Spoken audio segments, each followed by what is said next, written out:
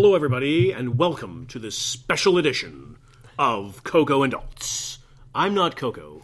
And I'm not Daltz. And what we're going to do, we're going to take 10 minutes of your time, and we're going to jam in all the Oscar winners that we see happening this weekend, March 4th, for the annual Oscar, that's the 90th annual Oscar Awards, or Academy Awards. So let's start right away with actor in a leading role. Rapid fire. Rapid fire. Who do you think's going to win? I think Gary Oldman, Darkest Hour, is going to win because he was fantastic. You had no sense whatsoever that he was wearing makeup. He drove that movie. He was fantastic. He was Winston Churchill like you've never seen him before. I also think that Gary Oldman is going to win, partially because I've heard very good things about his performance, and also partially because he's Gary Oldman, and he's never won an Oscar before, and he's in his 50s or 60s, so now the time is ripe for him to get the Lifetime Achievement Oscar that the Academy Awards are so, loving giving out. He didn't win an Oscar for being Commissioner Gordon in the Batman movies? No, he did not. Okay. I know that's stunning. That stuns me. Yeah. Rapid fire! Actor in a supporting role. I should do the voiceovers at the Oscars. I should do them in like that. Oh my God, that would be amazing. Actor in a supporting role! I think Sam Rockwell from 3 Billboards Outside Ebbing, Missouri is going to win it. I think if Christopher Plummer hadn't won supporting actor for Beginners 7 or 8 years ago, he would be given the Lifetime Achievement Oscar this year. But since he did win one, and since Sam Rockwell seems to have all the buzz heading into the actual night of the telecast, he's going to take it home. I have no idea. I've seen The Shape of Water, so I liked Richard Jenkins' performance in that one. I agree that 3 Billboards Outside Ebbing, Missouri has got the momentum. Woody Harrelson also nominated in that category. Willem Dafoe is probably my other nominee who is favored there. But, Christopher Plummer steps in all the money in the world for Kevin Spacey, and that might be a statement win. So I would say Christopher Plummer is my dark horse, even though I agree completely with everything you said, Coco, as always. Because you know it's good for you. Because I have to. Actress in a leading role. Rapid fire. I think both the actress categories are ripe for upsets. Frances McDormand for 3 Billboards has all the momentum going into March the 4th. And she's Frances McDormand. She's very well respected, but she's already got an Oscar, and people are really loving. For your favorite movie, Fargo. Ugh, that movie was not awesome. And people are really loving Sally Hawkins in The Shape of Water, so I think Sally Hawkins could sneak up behind Frances McDormand and snatch it away. I'm in total agreement with you. All right. Sally Hawkins was fantastic in The Shape of Water. I also saw I, Tonya, and who Margot Robbie was nominated for that. And Meryl Streep was nominated for The Post. I saw both of those movies. 2 very good performances. But Sally Hawkins was fantastic as the mute making love to the creature from the Black Lagoon. Now I'm never going to see that movie. I've really sold that, haven't I? I didn't want to see it to begin with, and now after that one sentence, I'm out. Creature from the Black Lagoon. Okay, actress in a supporting role. Rapid fire.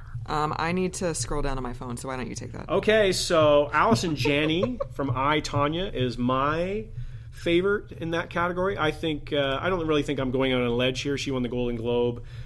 She was dominant in that role. She played the abusive mother of Tonya Harding, and she's the villain. And when you play a villain, you stand a very good chance of winning an Oscar, especially as such a dynamic, compelling, interesting, and different villain, somebody we haven't really seen in a lot of movies, a mother who is abusive like that.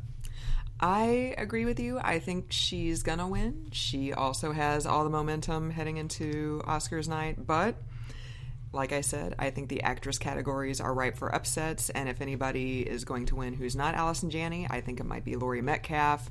She's another older, very well-respected character actress, and she just had a big profile in the New York Times over the weekend, so she's doing some low-key campaigning for it. The buzz is happening. Yeah, so the buzz is happening, and people loved her in Lady Bird. So if Allison Janney is not going to win it, I think it could be Laurie Metcalf. She was good in Roseanne, wasn't she? I love Roseanne. I know you do not like Roseanne, but until the last season, Roseanne was awesome. It's the same lady, though, right? Yeah. Yeah. See, look what happens. You can actually overcome early obstacles. That was a great show. Don't let your biases We disagree. Okay. Rapid fire directing. Wow. I think it's going to be Guillermo del Toro for The Shape of Water.